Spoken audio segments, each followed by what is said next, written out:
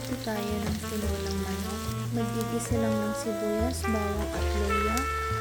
Pagkatapos, ilagay ang karne ng manok. Haluin natin ng konti para mawala yung tubig at para mawala ang lansa. Pagkatapos, pwede na natin lagyan ng paminta. Haluin lang natin ulit.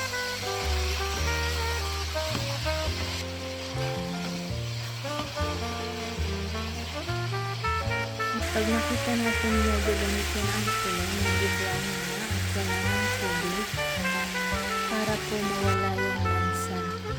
Nilalagyan ko din siya ng chicken cubes. Ayan, haluin ng konti. And pwede na pong lagyan ng mainit na tubig para sa sabaw.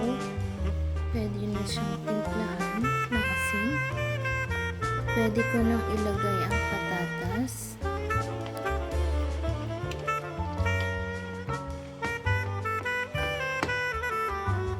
Haluin ng konti at pwede na siyang takpan. Hayaang maluto. Pagkatapos pwede na ulit i-check. Haluin ng konti. Haluin natin ulit para make sure na maluto na pantay ang karne at patatas. Takpan ulit para mas madaling maluto, and then pwede na ilagay ang malunggay. Ayan.